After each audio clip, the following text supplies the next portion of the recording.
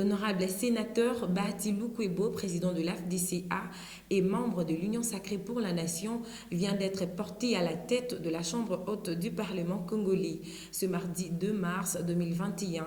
Juste après cette élection, Dr Peggy Chiswaka, secrétaire exécutif national de la Ligue de femmes en charge de la santé, a présenté ses félicitations à l'heureux élu. Suivez-le dans ses duplex.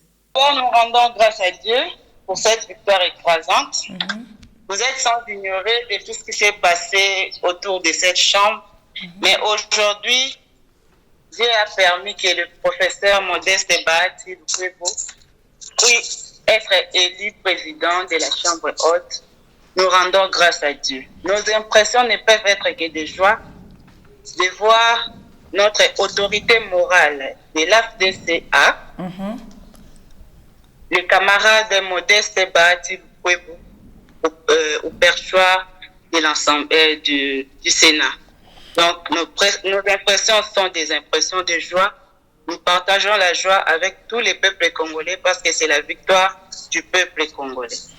Vous êtes sans ignorer que le Sénat n'a pas fait bonne figure sous le règne du président sortant Alexis Thambwe Mwamba. Comment comptez-vous y prendre pour redorer l'image ternie? Le sénateur Modeste Bahati a fait ses preuves partout où il est passé, partout où il a chapeauté au gouvernement. Et grâce à Dieu, il donnera encore les meilleurs de lui-même en concert avec tous les membres du bureau du Sénat pour redorer l'image ternie de cette chambre. Merci.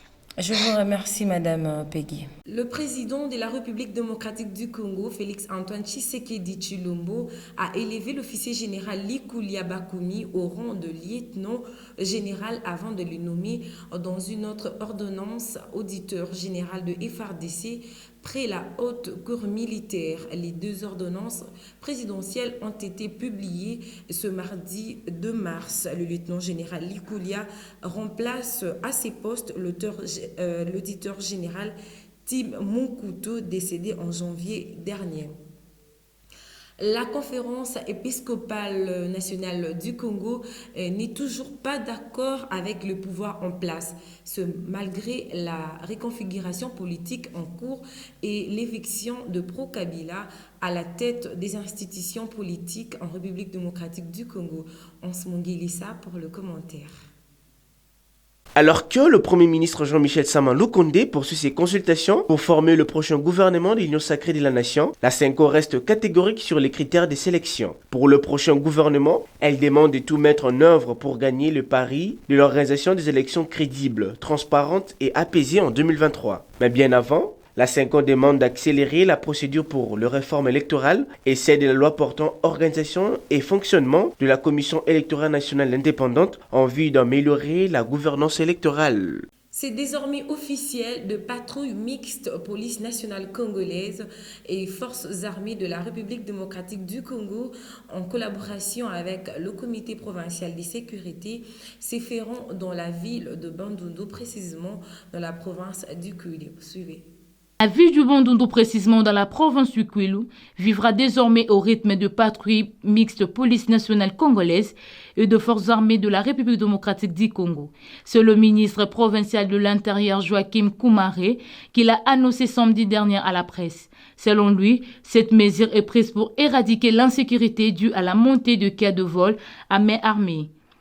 Le comité provincial de sécurité a pris un certain nombre de mesures dans le souci de sécuriser la population. Face aux nombreux cas de vol qui se font pendant la nuit par des hommes armés qui intimident la population par des coups de balle. Il a également fait appel à la population pour une parfaite collaboration avec des services de sécurité afin de pouvoir dénicher ces bandes de voleurs.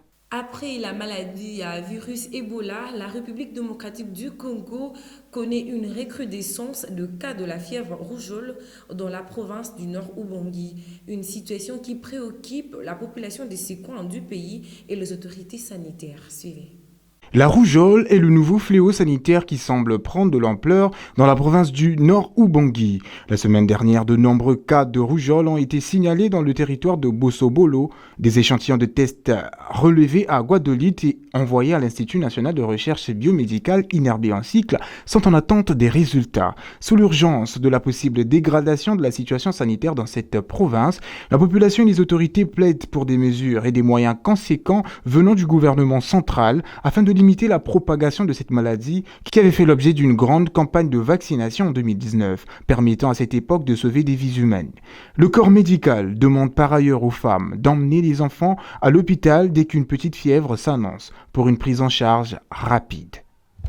Soucieuse de répondre aux normes internationales et mettre ses étudiants dans les meilleures conditions, l'Université William Booth a lancé les travaux de réhabilitation de ses auditoires avec les infrastructures de qualité.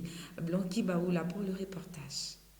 Des sièges confortables et modernes, des auditoires beaucoup plus éclairés, c'est dans cet environnement rénové et remis au goût du jour que devront désormais étudier les nombreux étudiants qui foulent tous les jours le sol de l'université William Booth. Cette rénovation concerne plusieurs auditoires se trouvant dans le site de l'UVB, dans le souci d'offrir des conditions d'études dignes des plus grandes universités internationales. L'université William Booth rappelle par ailleurs que les inscriptions sont toujours en cours pour toute personne voudriant avoir des études de haute qualité dans un environnement répondant aux standards internationaux.